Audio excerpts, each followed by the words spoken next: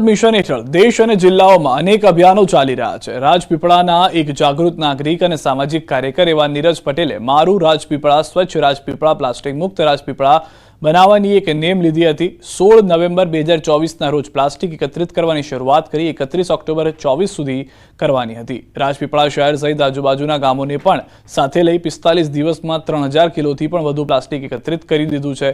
Plastic મુક્ત રાજપીપળાની શરૂઆત કરનાર નીરજ પટેલ સાથે શહેરીજનો પણ જોડાયા। તબક્કાવાર પ્લાસ્ટિક ફેક્ટરીમાં આપી બેન્ચ, ખુરશી, બાકડા સહિતની વસ્તુઓ બનાવવામાં આવશે।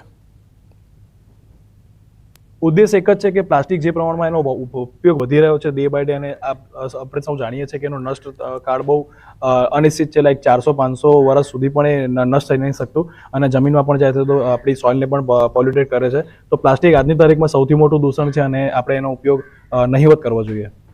सोशल मीडिया की टीम द्वारा हमारे सपोर्ट से शहर में जहाँ जहाँ पे भी सिंगल यूज़ प्लास्टिक और जो भी पॉलीथीन खुले में फेंकी गई थी उनको एकत्र करके नगर पालिका के डंप यार्ड में उनको लाया गया है।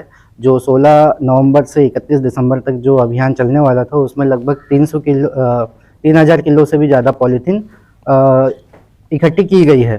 अब आने वाले समय में ये पॉलीथीन को सॉर्ट आउट करके अलग अलग कंपनियों में रिसाइकल के लिए भेजी जाएगी।